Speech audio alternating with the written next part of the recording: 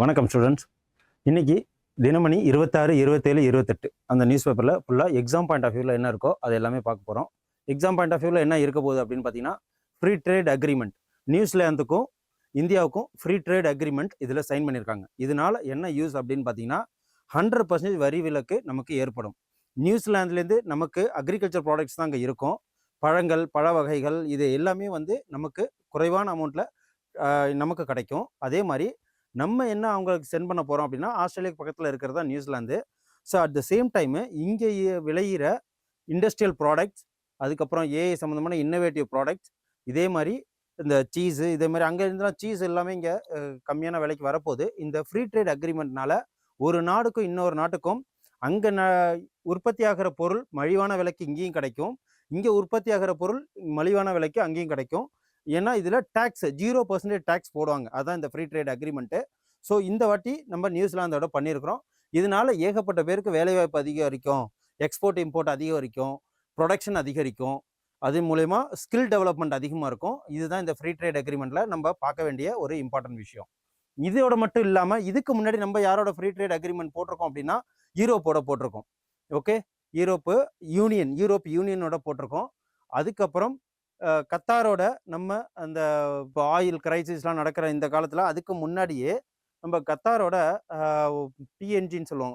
Okay, அந்த natural gas வந்து import பண்ணுறதுக்கு அதுலேயும் ஃப்ரீ ட்ரேட் அக்ரிமெண்ட் பண்ணியிருக்கிறோம். ஸோ இதுதான் இது வரைக்கும் நம்ம பண்ணது என்னென்ன ஃப்ரீ ட்ரேட் அக்ரிமெண்ட்டு அப்படின்னு பார்த்தீங்கன்னா, 9 FTA ஃப்ரீ ட்ரேட் அக்ரிமெண்ட் இதுவும் பார்த்துப்போம். India New Zealand free trade agreement, India US interim trade free trade agreement ஒன்று பண்ணணும். எதுக்காக? அந்த பால் பொருள் இதுக்கெல்லாம் அதுக்கு கூட வந்து ஆப்போசிட் பார்ட்டிலேருந்து பால் விலைகள்லாம் வந்து இங்கே அதிகமாக அங்கேருந்து வந்துடும். இங்கே இருக்கிற கால்நடைகள் அது உற்பத்தி ஆகிற அந்த பால் பொருட்கள்லாம் வீணாக போகும் அப்படின்னு சொல்லிட்டு சொன்னாங்க. அப்போ தான் 50% வரி விதிப்புலேருந்து 18% கொண்டு இருந்தாங்க. நம்ம பல விஷயங்களில் 100% வரி விதிப்பு யாருக்கு? அமெரிக்கா கொடுத்துருந்தோம். இதுதான். அப்புறம் India European union free trade agreement 27 European மெம்பர்ஷிப்போட ஃப்ரீ ட்ரேட் அக்ரிமெண்ட் நடந்தால் அங்கே இருக்கிற இந்த இன்னோவேஷன் ப்ராடக்ட்ஸு, ஏஐ சம்மந்தமான ப்ராடக்ட்டு, நம்மள்ட்ட இருக்கிற இண்டஸ்ட்ரியல் ப்ராடக்ட்ஸ் இது அனைத்துமே நம்ம ஃப்ரீ ட்ரேட் அக்ரிமெண்ட் மூலயமா நம்ம சேஞ்ச் பண்ணிப்போம். அதுக்கப்புறம் India UK 99% of Indian export receive duty free access. அப்புறம் ஏஐ லேண்ட்மார்க் டீல் 100 பில்லியனோட EFTAன்னு சொல்லுவோம். ஓகே, ஸோ இதுதான் European financial task action force, இதெல்லாம் வந்து சேர்த்தது தான். ஸோ இத்தனை பேரோட நம்ம free trade agreement India Australia, அதுக்கப்புறம் இந்தியா UAE, அப்புறம் இந்தியா மொரீஷியஸோட ஃப்ரீ ட்ரேட் அக்ரிமெண்ட். மொத்தம் எத்தனை ஃப்ரீ ட்ரேட் அக்ரிமெண்ட் பண்ணியிருக்கோம் அப்படின்னா, இந்த 5 வருஷத்தில் 9 ஃப்ரீ ட்ரேட் அக்ரிமெண்ட் பண்ணியிருக்கோம். அதுலேயுமே மெயினான முக்கியமானது நியூசிலாந்தோட நம்ம ஃப்ரீ ட்ரேட் அக்ரிமெண்ட். ஸோ இதையும் பார்த்துப்போம். 26th இம்பார்ட்டன்ட் டே என்ன அப்படின்னா, வேர்ல்டு இன்டலெக்சுவல் ப்ராப்பர்ட்டி டே. இப்போ நம்ம ஒரு விஷயம் பார்ப்போம். வேர்ல்டு இன்டலெக்சுவல் ப்ராப்பர்ட்டி எதுக்கு இம்பார்ட்டன்ட் அப்படின்னு பார்த்தீங்கன்னா, இப்போ ஒருத்தவங்க ஒரு பொருளை தயாரிப்பாங்க. எதுக்குமே வந்து இது இன்டலெக்சுவல் ப்ராப்பர்ட்டினா ப்ராப்பர்ட்டிக்கு ரைட்ஸ் வாங்குவோம். இன்டலெக்சுவல் ரைட்ஸ் வாங்குறது அப்படின்னா, இப்போ ஒருத்தவங்க ஒரு பாடல் வந்து எழுதுறாங்க, அந்த பாடலை கம்போஸ் பண்ணுறாங்க, அதுக்கப்புறம் ஒரு ஐடியாவை, ஒரு ஸ்டார்ட் அப் பிஸ்னஸ் ஐடியாவை திங்க் பண்ணுறாங்க. இப்போ எக்ஸாம்பிளுக்கு ஜொமேட்டோ இந்த மாதிரி ப்ராடக்ட்ஸை. ஸோ இதெல்லாம் வந்து நம்ம மைண்டில் வர்ற இன்டலெக்சுவல் ஐடியாஸ்.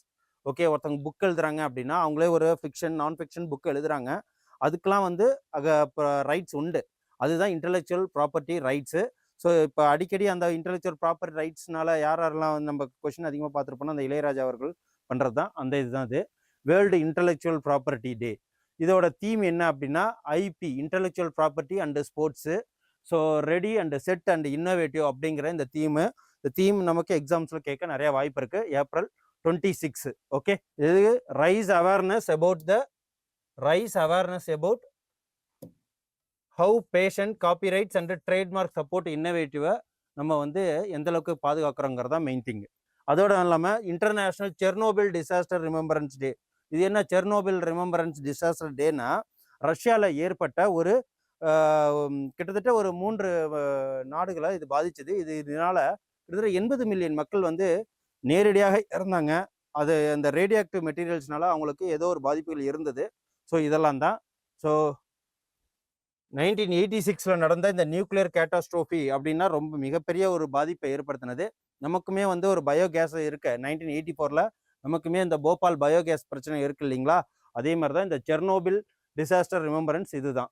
அது என்னைக்கு அப்படின்னா ஏப்ரல் 27th 40th ஆனிவர்சரி இதை கொண்டாடிருக்காங்க. ஓகே, ஸோ இதை வந்து அவங்க இது நினைவு கூர்ந்திருக்கிறாங்க. So Chernobyl nuclear power plant 1986, Belarus, Ukraine மற்றும் ரஷ்யா ஃபெடரேஷன் கிட்டத்தட்ட 8.4 மில்லியன் மக்கள், அதாவது 80 லட்சம் மக்கள் வந்து பாதிக்கப்பட்டிருந்தாங்க, நேரடியாகவும் மறைமுகமாகவும் அந்த ரேடியோ ஆக்டிவ் ப்ராப்பர்னால. இது என்ன அப்படின்னு பார்த்தீங்கன்னா, இது வந்து ஒரு டப்ரீஸ், ஒரு என்டாஞ்சர்டு ஸ்பீஷியஸ் லிஸ்ட்ல இருக்கு. அன்னைக்கு கூட பார்த்தோம் ஐயூசிஎன் லிஸ்ட்ல என்ன இருக்கு அப்படின்னு சொல்லிட்டு. ஐயூசிஎன் லிஸ்ட்னா என்ன, அதுக்கப்புறம் ரெட் லிஸ்ட்டு, அதுக்கப்புறம் endangered species, vulnerable species, extinction species, அதுக்கப்புறம் நியர்லி த்ரெட்டன்டு இது எல்லாமே நம்ம என்வரான்மெண்ட்ல பார்ப்போம். ஸோ ஒன்னொன்றுத்துக்கு ஒவ்வொரு ஒரு இம்பார்ட்டன்ஸ் இருக்கு. இதை பாருங்க, மவுண்டைன் டேப்பீர் வந்து என்டாஞ்சர்ட்ல இருக்கு. இது சவுத் அமெரிக்கன் டேப்பீர் வந்து வல்னரபிள்ல இருக்கு. இது பாத்தீங்க ஒரு தும்பி கையை பாதியா கட் பண்ண மாதிரி இருக்கும். ஓகே, அதான் இது. கிட்டத்தட்ட இது மலாயன் டேப்பீர் என்டாஞ்சர்ட்ல இருக்கு. எல்லாமே பேர்ட்ஸ் டேப்பீர். இந்த டே தான் இம்பார்ட்டன்ஸ் டே. இது எப்போன்னா April 27th. So world tapir day, promote awareness and protection of endangered tapirs. Okay, இதையும் பார்த்துக்குங்க. அதுக்கப்புறம் the world design day. World design day அப்படின்னா ஒவ்வொரு மீடியாஸில் உள்ள டிசைன்ஸ்க்கு இன்டர்நேஷ்னல் டிசைன் டே அப்படின்னு சொல்லிட்டு சொல்லுவாங்க. இதோட தீம்ஸ் என்ன அப்படின்னு பார்த்தீங்கன்னா இதுதான். இது த ஸ்பேசஸ் இன் பிட்வீன், இரண்டு பேருக்குள்ள இடைவெளியை தான் அப்படின்னு சொல்லிட்டு சொல்லியிருக்கிறாங்க. ஸோ இதையும் பார்த்துக்குங்க. அதுக்கப்புறம் world day for safety and health at work. ஒரு இண்டஸ்ட்ரியில் ஒர்க் பண்ணுறோம் அப்படின்னா நம்ம உடம்பு எந்த அளவுக்கு ரொம்ப முக்கியம் அப்படிங்கிறத இதுதான் safety at work place. Safety and health at work பிளேஸில் உள்ளது தான் இந்த வேர்ல்டு டே 28 ஏப்ரல். இதோட கருப்பொருள் தீம் என்ன அப்படின்னு பார்த்தீங்கன்னா, இதை வந்து let's ensure healthy psychological working, அந்த இடத்துல சைக்காலஜிக்கல் ஒர்க்கிங் என்வரான்மெண்ட் இருக்கா அப்படின்னு பார்க்கறது தான். சிறந்த மனநலம் மற்றும் சமூக பணிச்சூழலை உருவாக்குவோம் அப்படிங்கிறது தான். So world day safety and health at work. Okay, இன்னைக்கு 3 நாளைக்கு உண்டான இம்பார்ட்டன்ஸ் டே என்னென்னு பார்த்தோம். இன்டெலெக்சுவல் ப்ராப்பர்ட்டி டே, அது 26. 27 டேப்பீர்ஸ் டே, வேர்ல்டு டிசைன் டே 27. அதுக்கப்புறம் 28ஆம் தேதி work place safety and health safety and health at work place. So world health பிளேஸை இதை தான் பார்த்தோம். ஸோ இந்த 4 நாளைக்கு 26, 27, 28 இந்த இம்பார்ட்டன்ஸ் டே பார்த்துருக்கோம். ஒரு தடவை நீங்கள் எழுதி வச்சுக்கோங்க. ஓகே, வாங்க நியூஸ் பேப்பருக்குள்ளே போவோம். 26, 27, 28 என்னென்ன இம்பார்ட்டன்ஸ் டே இருக்குது, என்னென்ன இம்பார்ட்டன்ட் நியூஸ் இருக்குது அப்படின்னு சொல்லிட்டு பார்ப்போம். ஃபர்ஸ்ட்டு தினமணி 26ஆம் தேதிக்குள்ளதை பார்ப்போம், ஞாயிற்றுக்கிழமை. சீனா மீது அமெரிக்கா பொருளாதார தடை எதுக்காக அப்படின்னு பார்த்தீங்கன்னா, இந்த போர் காலங்களில் சீனா வந்து ஈரான் கிட்ட கச்சா எண்ணெய் வாங்கினதுனால அவங்களுக்கு பொருளாதார தடை 100% கொடுத்துருக்குறாங்க. அதுக்கு அவங்க எதிர்ப்பும் தெரிவிச்சிருக்காங்க. ஓகே, ஸோ இப்போதைக்கு இந்த ஹார்மோஸ் நீரிணை இப்போதைக்கு 8ஆம் தேதியிலேருந்து ஒரு தற்காலிகமான போர் சூழல் முடிவு அடைஞ்சிருச்சு. இருந்தாலும் அங்கே பொருளாதார நிலை ஏன் இன்னும் ஸ்திரத்தன்மைக்கு வரல அப்படின்னா, ஸ்டேட் ஆஃப் ஹார்மோஸை யார் மேனேஜ் பண்ணுறது அப்படிங்கிற ஒரு பிரச்சனை போயிட்டு இருக்கு. ஈரான் என்ன சொல்கிறாங்க அப்படின்னா, அங்கே சுங்கம் வாங்கணும் அப்படிங்கிற அந்த ரைட்ஸ்க்காக வெயிட் பண்ணிட்டு இருக்காங்க. அவங்க அங்கே இருக்கிற ஈரான், அது மட்டும் இல்லாமல் பக்கத்தில் இருக்கிற அந்த சவுதி இது போன்ற அங்கே போயிட்டு வர்ற அந்த state of Hormuz, Persian Gulf and Arabian அந்த இதுக்குள்ளே போயிட்டு வர்றவங்களுக்கு ஸ்டேட் ஆஃப் ஓமன்ஸ் இதெல்லாம் இருக்கு இல்லைங்களா.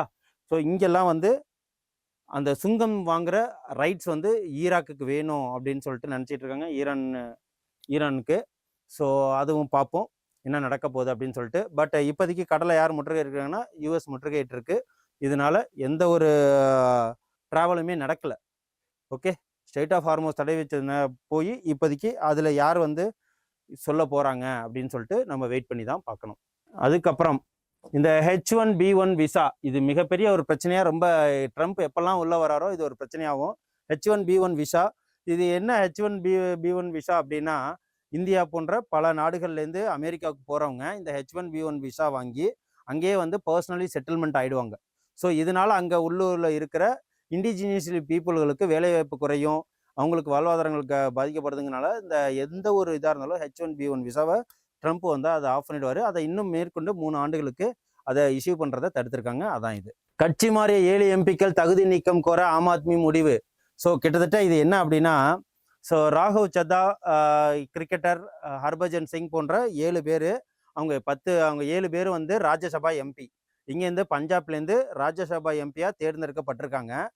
ஸோ இதில் அவங்க ஆம் ஆத்மி கட்சி அவங்க தான் வந்து இதில் பேரண்ட் பார்ட்டி.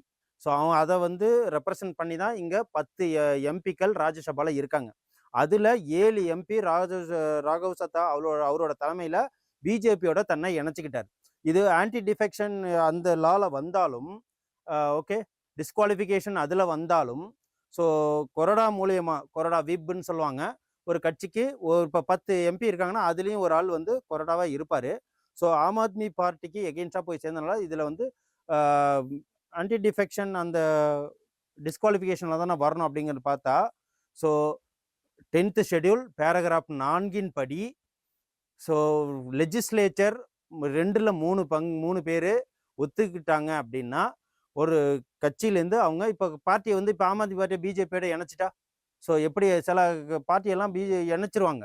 இப்போ நம்ம இதிலே வந்து யாரோட இணைச்சிருப்பாங்க அப்படின்னு பார்த்தீங்கன்னா, இந்த ஒரு பார்ட்டி வந்து இருப்பாங்க.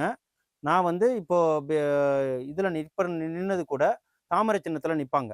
ஸோ என்னோட கட்சியை வந்து ஒரு கட்சியோட நான் இணைச்சிக்கிறேன் அப்படின்னு சொல்லிட்டு. ஸோ அதே மாதிரி ஒரு கட்சியோட ஒரு இணைக்கிறப்ப தான் இது வந்து செல்லுபடி ஆகும்னு சொல்லுவாங்க. இதுக்கு பேர் என்ன அப்படின்னா, கிட்டத்தட்ட டீம்டு மெர்ஜர் அப்படின்னு சொல்லிட்டு சொல்லுவாங்க, ஸ்பிளிட்டு. ஸோ இது முன்னாடி உள்ளது.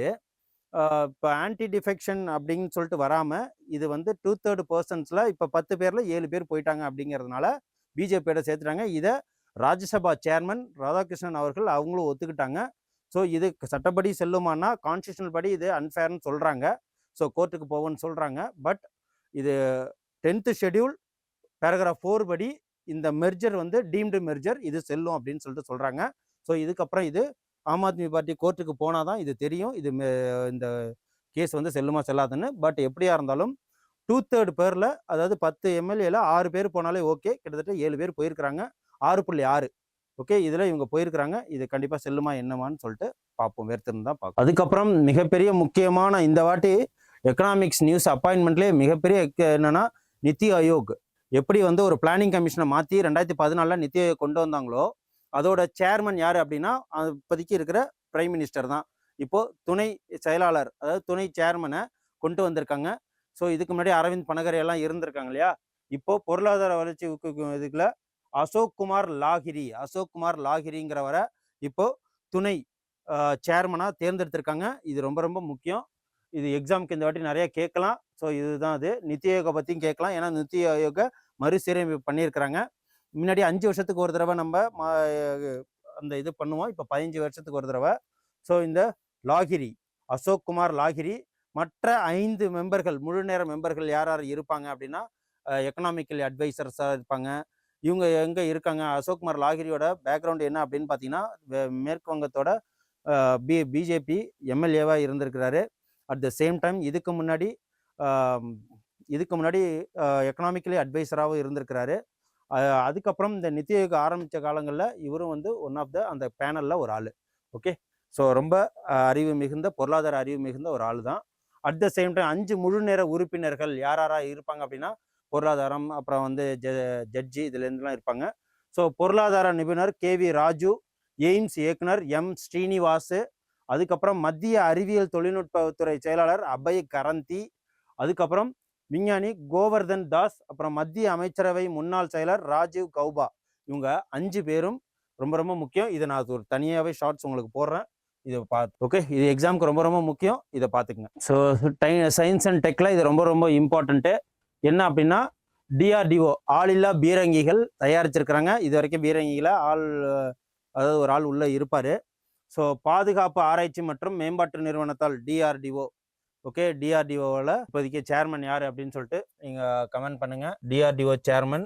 ஸோ இவங்க என்ன பண்ணியிருக்காங்க, 30 மில்லிமீட்டர் ஆளில்லா பீரங்கி மற்றும் 7.6 மில்லிமீட்டர் பிகேடி துப்பாக்கிகள் வந்து தயாரித்து வெளியில் விட்டுருக்காங்க. ஸோ இது சயின்ஸ் அண்ட் டெக்கு, இது ரொம்ப முக்கியம். ஓகே, எங்கே அப்படின்னா மகாராஷ்டிரா மாநிலம் மும்பையில் சனிக்கிழமை இந்த கண்காட்சி நடந்திருக்கு. அதுக்கப்புறம் நிதித்துறை அமைச்சர் அன்னைக்கு ஒரு ஏஐ வந்து ரொம்ப அபாயகரமாக இருக்குது அப்படின்னு சொல்லிட்டு சொன்னாங்க. அந்த ஏஐ வந்து நம்ம எக்ஸாமில் வரும். அதான் இது ஆந்த்ரோபிக் செயற்கை நுண்ணறிவு ஏஐ, அதாவது மித்தோஸ் ஏஐ தளம், மித்தோஸ். இதுதான், இதனால நமக்கு பாதிப்புகள் வரும், இருக்கிற ஃபினான்ஷியல் இதுக்கு சைபர் இணைய பாதுகாப்பு இல்லாமல் இருக்கும் அப்படின்னு சொல்லிட்டு இது ஒரு எச்சரிக்கை ஒன்று விடுத்திருந்தாங்க. ஸோ இது எக்ஸாம் வழியில் ரொம்ப முக்கியம், இதையும் பார்த்துக்குங்க. ஸோ மித்தோஸ் ஏஐ தளத்தால் ஏற்படக்கூடிய தாக்கத்தை ஆய்வு செய்ய மத்திய தகவல் தொழில்நுட்ப அமைச்சர் அஸ்வினி வைஷ்ணவ் மற்றும் நிர்மலா மூலியமா ஒரு குழு அமைச்சு இதை சர்ச் பண்ண சொல்லியிருக்கிறாங்க. அது மட்டும் இல்லாமல் அதில் பாரத ஸ்டேட் வங்கி மற்றும் சிஎஸ் ஷெட்டி தலைமையிலையும் இந்த தாக்கத்தை கண்டறியும்படி அவங்க சொல்லியிருக்கிறாங்க. ஸோ இந்த மித்தோஸ் ஏஐயை வந்து எக்ஸாமுக்கு கண்டிப்பாக வரலாம், இதை மெயின்ஸ்லேயும் வரலாம், இதை வந்து தெரிஞ்சு வச்சுக்கோங்க. ஓகே. அதுக்கப்புறம் ஒரு பிரைவேட் பர்சன் எப்படி இஸ்ரோ வந்து ஒரு ராக்கெட் தயாரிக்குது, டிஆர்டிஓ ஒரு ராக்கெட் தயாரிக்குது, இந்துஸ்தான் எப்படி ஒரு ஏவுகணைகளை தயாரிக்கிறாங்களோ அதே மாதிரி ஒரு பிரைவேட் ஃபஸ்ட்டு எலான் மஸ்க் எப்படி ராக்கெட் தயாரித்தாரோ, ஒரு சேட்டலைட் இதெல்லாம் தயாரிக்கிறோ, அதே மாதிரி தெலுங்கானாவில் ஒரு ப்ரைவேட்டு இப்போ அதாவது பேர் விக்ரம் 1ன்னு சொல்லிட்டு பேர், அதை அவங்க தயாரிச்சிருக்கிறாங்க. அது எங்கே கொண்டு வராங்க அப்படின்னா ஆந்திரா ஸ்ரீஹரிகோட்டாவுக்கு தான் கொண்டு வராங்க, சதீஷ் தவான் தளத்துக்கு. ஸோ ஸ்கை ரூட் அப்படிங்கிற ஒரு விண்வெளி நிறுவனம் விக்ரம் 1 என்ற இந்தியா முதல் தனியார் ராக்கெட், ஓகே, முதல் தனியார் ராக்கெட் பார்த்துக்குங்க. நம்மள்ட்ட ராக்கெட் யார், இஸ்ரோ தான் இருக்குது. அதுக்கப்புறம் தனியார் ராக்கெட் வேர்ல்டில் எது ஃபஸ்ட்டு அப்படின்னு பார்த்தீங்கன்னா கிட்டத்தட்ட எலான் மஸ்கோட ராக்கெட்டு தான். அதே மாதிரி இதில் இப்போதைக்கு ஸ்பேஸ் எக்ஸ்ன்னு சொல்லுவாங்க இல்லையா, அதுதான் தனியார் ராக்கெட்டு. ஸோ இப்போ நம்ம ஸ்கை ரூட் இதை நோட் பண்ணி வச்சுங்க. அவங்க ஃபஸ்ட்டு ராக்கெட்னா விக்ரம் 1 ராக்கெட், இதை வந்து ஏவுறதுக்கு ரெடியாக இருக்கிறாங்க. அது ஃபுல்லி தெலுங்கானாலே எல்லாம் வந்து இண்டிஜினியஸ்லாம் பண்ணதுனால ஸோ இதை வந்து நியூஸில் இருக்குது. ஸோ இந்தியாவோட தனியார் ராக்கெட் முதல்ல எது அப்படின்னு சொல்லிட்டுனா ஸ்கை ரூட்டோட விக்ரம் 1. ஸோ இது எக்ஸாம் பாயிண்ட் ஆஃப் வியூவில் முக்கியம், இதை நோட் பண்ணிக்கோங்க. ஸோ இது நமக்கு சிலபஸ் வைஸாக இது ரொம்ப ரொம்ப இம்பார்ட்டண்ட்டு. 26ஆம் தேதி நம்ம பார்க்குறோம். இதில் என்ன அப்படின்னு பார்த்தீங்கன்னா, தஞ்சை நாயக்கர்களால் காசுகளில் பெரிய கோயில் தேர் சின்னம் இருக்கு. நம்மள்ட்ட கொஷின்ஸ் எப்படி கேட்கலாம், பெரிய கோயில் தேர் சின்னம் எந்த காலகட்டங்களில் நாணயங்களில் பதிச்சிருக்காங்கன்னு கேட்கலாம், சோழர்னு கேட்கலாம், சேரன்னு கேட்கலாம். ஸோ அந்த காலங்களில் எந்த காலங்கள் அப்படின்னு சொல்லிட்டு கேட்கலாம். ஸோ நாயக்கர் காலங்கள் அப்படின்னு சொல்லிட்டு சொல்லணும். ஓகே. தஞ்சை நாயக்கர் ஆட்சி காலத்தில் வெளியிடப்பட்ட காசுகளில் தஞ்சாவூர் பெரிய கோயில் தேர் சின்னம் பொறிக்கப்பட்டிருக்கு. எதனால அப்படின்னா, இப்போ அதாவது ஞாயிற்றுக்கிழமை அன்னைக்கு தஞ்சாவூரில் தேர் திருவிழா போயிட்டுருக்கு. ஓகே. விஜயநகர ஆட்சியின் கீழ் தான் நாயக்க மன்னர்கள் அதிகமாக திருத்தேர் வடிவங்களை பல வகையான காசுகளில் பொறிச்சிருக்கிறாங்க. ஓகே. விஜயநகர பேரரசு காலங்களில் இதுவும் நமக்கு எக்ஸாம் பாயிண்ட் ஆஃப் வியூவில் முக்கியம். அதில் யாரெல்லாம் இருப்பாங்க, ஒரு காசில் முன்பக்கத்தில் வலது பக்கம் நோக்கி அமர்ந்திருக்கும் காளை உருவம், அப்புறம் காளையின் மேல் சூரியன் சந்திரன் உருவம். ஸோ இது எல்லாமே இருக்குது. அந்த நாணயங்களுக்குள்ளே என்னென்ன இருக்குது அப்படின்னு சொல்லிட்டு கேட்கலாம். இதை நான் தனியாகவே பிரித்து ஒரு ஷார்ட்ஸ் மாதிரி உங்களுக்கு ஒன்று கொடுக்குறேன். தேர்கள் எல்லாமே எந்த பாணியில் இருக்குது, திராவிட பாணி. அப்புறம் கல்வெட்டு, சிற்பங்கள், ஓவியங்கள், இது எல்லாமே இருக்குது. ஓகே. தினமணி 27 அன்னைக்கு என்னென்ன இம்பார்ட்டன்ஸ் நியூஸ் இருக்குது, ஓகே, அன்னைக்கு பார்த்துருவோம். ஒவ்வொரு ஞாயிற்றுக்கிழமை, ஒவ்வொரு லாஸ்ட் ஞாயிற்றுக்கிழமை அதாவது மான் கி பாத் அப்படின்னு சொல்லிட்டு பிரைம் மினிஸ்டர் அவர்கள் பேசுறது வழக்கம். இந்த வாட்டி 133வது மான் கி பாத் நிகழ்ச்சியில் ஸோ என்ன சொல்லியிருக்காங்க அப்படின்னா, கல்பாக்கத்தில் ஏற்பட்ட வேக அணு உலை. ஸோ அதில் யுரேனியத்தையும் அப்போ யுரேனியத்தை வச்சு புளூட்டோனியம் வச்சு அவங்க எப்படி வந்து தன்னைத்தானே அது அதிகமான மின்னணு உற்பத்திக்கு அது ஆகியிருக்குங்கிறது வேர்ல்டு லெவலில் ரொம்ப ரொம்ப பெருமையான விஷயம் அப்படின்னு சொல்லிட்டு அதை பற்றி பேசியிருக்கிறாங்க. கல்பாக்கத்தில் ஏற்பட்ட அந்த விஞ்ஞான புரட்சிக்கு. அதுக்கப்புறம் தமிழகம் தான் ஃபஸ்ட்டு இருக்குது. எதுலன்னா விண்டு காற்றாலை மூலயமா அதிகமான மின் உற்பத்தியில் தமிழ்நாடு அதிக முன்னணியில் இருக்குது அப்படின்னு சொல்லிட்டு அதையும் சொல்லியிருக்கிறாங்க. அதுக்கப்புறம் இப்போ ஒரு பொண்ணோட பேர் வந்து சொல்லியிருக்கிறாங்க இந்த மான் கி பாத்தில். சென்னையை சேர்ந்த அந்த பொண்ணு தான். அவங்க வந்து இந்த கணிதவியலுக்காக ஒரு போட்டியில் பிரிட்டனில் கலந்துக்கிட்டாங்க. அந்த பேர் சொல்லியிருக்கிறாங்க. ஸோ இதெல்லாம் பார்த்துக்குங்க. இதில் என்ன அப்படின்னா, காற்றாலை மின் உற்பத்தி மூலயமா 56 ஜிகாவாட். ஓகே. ஜிகாவாட், GW, ஜிகாவாட்னா என்ன அப்படின்னா ஒரு பில்லியன். ஓகே. மெகாவாட்னா மில்லியன் வாட்டு, ஜிகாவாட்னா வாட்டுனாலே எவ்வளோ கரண்ட்டை ப்ரொடியூஸ் பண்ணுறோம், யூஸ் பண்ணுறோம் அப்படிங்கிறதுக்கு தான். இந்த ஜிகாவாட் 56 ஜிகாவாட்னா ஒரு ஜிகாவாட்டை வச்சு யூஸ் எங்கே பண்ணலாம் அப்படின்னு பார்த்தீங்கன்னா, கிட்டத்தட்ட ஒரு சிட்டிக்கு யூஸ் பண்ணோன்னு வச்சிங்களேன். இப்போ சென்னை போன்ற சிட்டிக்கெல்லாம் எவ்வளோ கரண்ட் தேவைப்படும்னா 1 ஜிகாவாட் 2 ஜிகாவாட் தேவைப்படும் 1 மந்த்துக்கு. 56 ஜிகாவாட்டாக உயர்ந்திருக்கு அப்படின்னு சொல்லிட்டு சொல்லியிருக்கிறாங்க. இதோட மட்டும் இல்லாமல் கடந்த ஓராண்டில் 6 ஜிகாவாட் மின் உற்பத்தி அதில் அதிகரிக்கப்பட்டிருக்கு. ஓகே, 50லேருந்து 56 ஆயிருக்கு. ஸோ காற்றாலை மூலயமா தமிழ்நாட்டில் எவ்வளவு ஜிகாவாட் எவ்வளவு மின் வந்து எலக்ட்ரிக்கல் ப்ரொடியூஸ் பண்ணுறோம் அப்படின்னு சொல்லிட்டு கேட்கலாம். 56 ஜிகாவாட் அப்படின்னு சொல்லிட்டு நம்ம ஆன்சர் பண்ணணும். இதோட மட்டும் இல்லாமல் ஸோ பிரேசிலில் நடைபெற்ற சர்வதேச பாலாடை கட்டி சீஸ் போட்டியில் இந்தியா வந்து ஃபஸ்ட்டு இது வந்திருக்கு. ஒரு எக்ஸிபிஷன் நடக்குது பிரேசிலில். அதில் உலகத்தில் உள்ள எல்லாமே வந்து நடக்கிறப்போ நம்ம இந்தியாவோட சீஸ்ன்னு சொல்லுவோம் இல்லையா, பாலாடை கட்டி, அது வந்து முதலிடத்தை பெற்றிருக்கு. ஓகே, அதையும் சொல்லியிருக்கிறாங்க. அதுக்கப்புறம் 500 மெகாவாட் மின் உற்பத்தி திறன் தானே இருக்கு.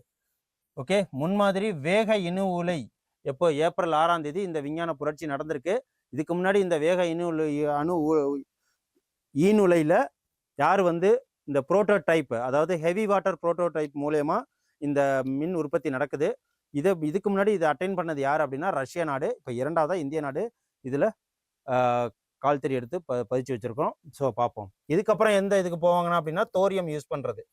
ஓகே, ஸோ வேக ஈனுலை அணு பிளவு செயல்பாட்டு நிலையை எட்டியிருக்கு. ஓகே, அணுக்கரு தொடர் விலை மூலயமா இது தனித்தனியே வந்து என்னன்னா மின் உற்பத்தி நடக்கும். ஓகே, இதனால நமக்கு யுரேனியம் 235 இம்போர்ட் பண்ண வேண்டிய அவசியம் இருக்காது. ஸோ சொன்னோம் இல்லைங்களா, 133வது மான் கி பாத்தில் ஒரு பெண்ணோட பேர் யூஸ் பண்ணியிருக்காங்க. சென்னையை சேர்ந்த இந்த பெண்ணு தான் ஷிவானி பரத்குமார். இவங்களை எதுக்காக இந்த 133வது மான் கி பாத்தில் இவங்க பேரை யூஸ் பண்ணணும் மோடி அவர்கள்னு கேட்டிங்கன்னா, ஸோ இதனால தான் பிரான்ஸ் நாட்டில் நடைபெற்ற கணித ஒலிம்பியாட் தேர்வில் இவங்க 6வது இடத்தை பிடிச்சிருக்காங்க வேர்ல்டு லெவலில். இது இந்தியாவுக்கு கிடைச்ச ஒரு மிகப்பெரிய ஒரு பெருமை அப்படிங்கிறதுனால இவங்க பேரை சூஸ் பண்ணியிருக்காங்க, வைஷ்ணவி பாரத். ஓகே, இவங்களையும் ஞாபகம் வச்சுக்கோங்க.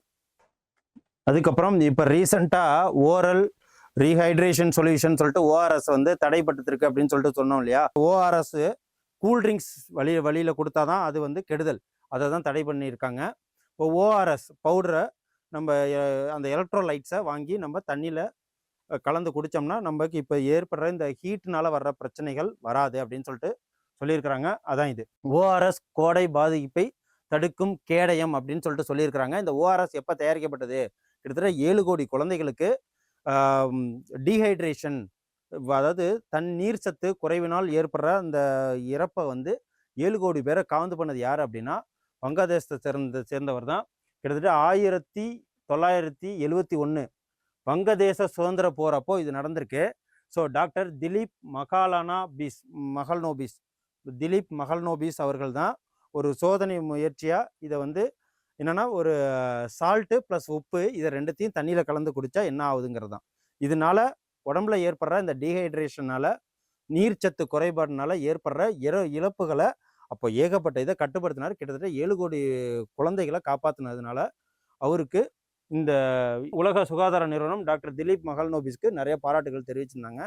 அட் த சேம் டைமு இந்த ஓஆர்எஸை ஃபஸ்ட்டு கண்டுபிடிச்சதே இவர் தான். ஓகே, ஸோ 1971 திலீப் மகல்னோபிஸ் உப்பு சர்க்கரையும் கலந்த இந்த திரவத்தை வாய்வழியே கொடுத்து இது ஏகப்பட்ட டெத்தை வந்து கண்ட்ரோல் பண்ணார். ஸோ 7 கோடி குழந்தைகளுக்கு 20ஆம் நூற்றாண்டோட மிகச்சிறந்த கண்டுபிடிப்பு இந்த ஓஆர்எஸ் அப்படின்னு சொல்லிட்டு ஸோ யூஎன் கூட பாராட்டுகள் தெரிவிச்சிருக்கு. அப்புறம் ரகுராய் காலமானார். இவர் வந்து பிரபல புகைப்பட கலைஞர் இவர். ஓகே, இவர் வந்து காலமாயிட்டார். இவர் என்னன்னா 1976 நடைபெற்ற வங்கதேச போர் மற்றும் 1972 வங்கதேச அகதி பிரச்சனை இது எல்லாமே வந்து படம் பிடித்து ஸோ தத்ரூபமாக காமிச்சிருக்கிறாரு. இவருக்கு வந்து பத்மஸ்ரீ விருதும் கொடுத்துருக்காங்க, பத்மபூஷன் விருதும் கொடுத்துருக்காங்க. ஸோ இவர் இப்போ இறந்துருக்கிறார். ஓகே, அதுக்கப்புறம் ஜூனியர் உலகக்கோப்பையில் ஸ்போர்ட்ஸ் நியூஸு. ஜூனியர் அந்த ஷாட்கன், அதுக்கப்புறம் அந்த துப்பாக்கி சுடுதலில் இந்தியா வந்து அதிகமான பதக்கங்கள் வென்று 16 பதக்கங்கள் வென்று முதலிடத்துல இருக்குது. 2வது ரஷ்யா, 3வது இடத்துல ஐஎஸ்எஸ்எஃப்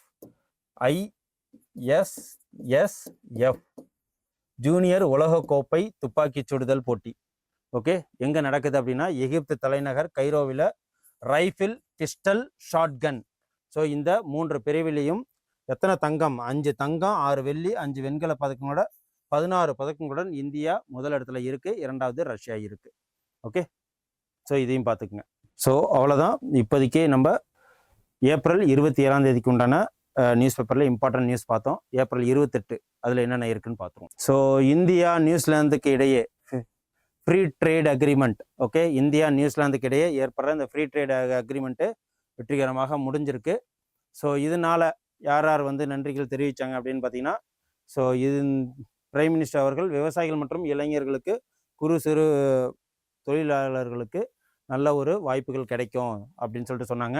ஸோ பியூஷ் கோயல் அவர் தான் வந்து நியூசிலாந்து வர்த்தகம் மற்றும் முதலீட்டுத்துறை அமைச்சர் டாட் மெக்கலே ஆகியோர் 2 பேரும் தான் இந்த வரலாற்று சிறப்புமிக்க இந்த ஃப்ரீ ட்ரேட் அக்ரிமெண்ட்டை சைன் பண்ணியிருக்காங்க. ஸோ இதையும் பார்த்துக்குங்க. இந்த இதனால என்னென்னலாம் ஏற்றுமதி ஆகும் 100% வரி விதிப்பினால அப்படின்னு பார்த்தீங்கன்னா, ஜவுளி, ஆயத்த ஆடை இது அனைத்துமே வந்து சேல் ஆகும். ஸோ தோல் காலனி, நவரத்ன கற்கள் போன்ற அனைத்துமே. ஓகே, ஸோ இது மூலயமா இந்த ஃப்ரீ ட்ரேட் அக்ரிமெண்ட் 9வது நாடாக இந்தியாவுக்கும் நியூசிலாந்துக்கும் நடந்திருக்கு. இதுக்கு முன்னாடி என்னென்னு ஃபஸ்ட்டே பார்த்தோம். 9 இந்த 5 வருஷத்தில் 9 ஃப்ரீ ட்ரேட் அக்ரிமெண்ட் யாரோட போட்டிருக்கோன்னு சொல்லிட்டு. ஸோ இப்போ இந்த 2026 இதுவும் ரொம்ப ரொம்ப முக்கியம், பார்த்துக்குங்க. இப்போ நம்மள்கிட்ட கேட்கலாம் அப்படின்னு சொல்லிட்டு கேட்டாங்கன்னா, கிட்டத்தட்ட இதோட மதிப்பு என்ன அப்படின்னா, வர்த்தகம் இரட்டிப்பாகும். அடுத்த 5 ஆண்டுகளில் 47,000 கோடி அப்படின்னு பார்த்தீங்கன்னா $5 பில்லியன் இது நம்ம மார்க்கெட் வேல்யூ கூடும். அட் த சேம் டைம் நியூசிலாந்தோட பிஎம் யார் அப்படின்னு சொல்லிட்டு அதுவும் கேட்பாங்க. கிறிஸ்டோபர் லக்சன் அப்படிங்கிறவர். அவர் என்ன சொல்லியிருக்காரு அப்படின்னா, ஒரு தலைமுறையில் ஒரு முறை ஏற்படும் ஒப்பந்தம் ஆகும் அப்படின்னு சொல்லிட்டு ஒரு டேக்லைன்னு சொல்லியிருக்கிறாரு. இதையும் நோட் பண்ணி வச்சுக்கோங்க. இது எப்போ நடந்திருக்கு? ஃப்ரீ ட்ரேட் அக்ரிமெண்ட் நடந்த நாள் எப்போ அப்படின்னு சொல்லிட்டு கேட்கலாம். இந்த ஏப்ரல் 28. ஓகே, ஏப்ரல் ஆக்சுவலாக நடந்தது ஏப்ரல் 27. நமக்கு நியூஸ்க்கு வந்திருக்கிறதுனால ஏப்ரல் 28, 27ன்னே போடுங்க. ஓகே, அதுக்கப்புறம் இப்போ டிஸ்குவாலிஃபிகேஷன் பண்ணணும்னு சொல்லிட்டு இருக்காங்க. ஆனால் ராஜ்யசபா சேர்மன் அந்த 7 எம்பிக்களையுமே பிஜேபியோட இணைச்சி டீம்டு மெர்ஜர்னு சொல்லி ஸ்ப்ளிட் பண்ணி அதை அங்கீகாரமும் கொடுத்தாச்சு. ஓகே, அதான் இது. ஸோ அதுக்கப்புறம் வேறு இம்பார்ட்டன்ட் நியூஸ் என்ன அப்படின்னா, எகிப்தில் நடந்த இந்த இதுதான் எகிப்தில் நடைபெற்ற ஜூனியர் உலக கோப்பை துப்பாக்கி சுடுதல் போட்டி. இதில் இந்தியா வந்து 5 தங்கம், 6 வெள்ளி, 5 வெண்களோட 16 பதக்கங்களோட ஃபர்ஸ்ட் இடத்துலையும், 12 பதக்கங்களோட ரஷ்யா 2ஆம் இடத்துலையும், பிரான்ஸ் வந்து 6 பதக்கங்களுடன் 3வது இடத்துலையும் இருக்குது. ஓகே, இதுதான். ஸோ இன்றைக்கி அவ்வளோதான். இப்போதைக்கு ஏப்ரல் 28 தினமணி நியூஸ் பேப்பரில் 2 நியூஸ் தான் இருக்குது. ஸோ மொத்தம் இந்த 3 நாளைக்கு உண்டான எக்ஸாம் பாயிண்ட் ஆஃப் வியூவில் சிலபஸ் வைஸாக என்னென்ன வரும்னு சொல்லிட்டு ஃபுல்லாகவே பார்த்தோம். இதேமாரி யூஸ்ஃபுல் வீடியோ பார்க்கணுன்னா எங்கள் சேனலை சப்ஸ்கிரைப் பண்ணிங்க, பெல் பட்டனை டச் பண்ணிங்க. நன்றி, வணக்கம். Send a map. You dare to dream, we care to accomplish.